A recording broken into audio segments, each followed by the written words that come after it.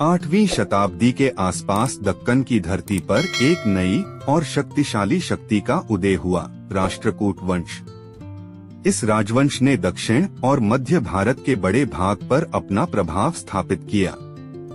राष्ट्रकूट वंश के संस्थापक थे वीर शासक दंतिदुर्ग। उन्होंने शक्तिशाली चालुक्य वंश को पराजित कर अपनी स्वतंत्र सत्ता स्थापित की। राष्ट्रकूट साम्राज्य की राजधानी थी मालखेड़, जिसे उस समय मान्यखेड़ कहा जाता था। यह शहर प्रशासन, व्यापार और संस्कृति का प्रमुख केंद्र बन गया। समय के साथ राष्ट्रकूट साम्राज्य का विस्तार कर्नाटक, महाराष्ट्र, गुजरात और मध्य भारत के विशाल क्षेत्रों तक हो गया। उनकी शक्ति दक्कन की राजनीति में सबसे प्रभावशाली बन गई। राष्ट्रकूट शासक कृष्ण प्रथम ने एलोरा में प्रसिद्ध कैलाश मंदिर एलोरा का निर्माण करवाया।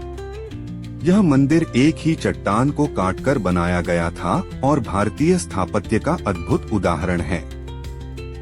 राष्ट्रकूट वंश के महान शासकों में से एक थे अमोहवर्ष प्रथम। वे कला, साहित्य और धर्म के बड़े संरक्षक थे और उनके शासनकाल में संस्कृति का विशेष विकास हुआ।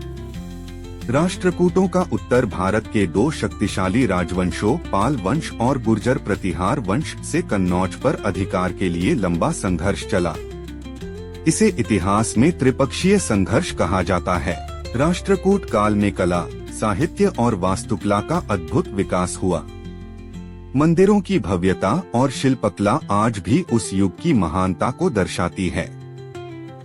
समय के साथ राष्ट्रकूट साम्राज्य आंतरिक संघर्ष और बाहरी आक्रमणों के कारण कमजोर होने लगा।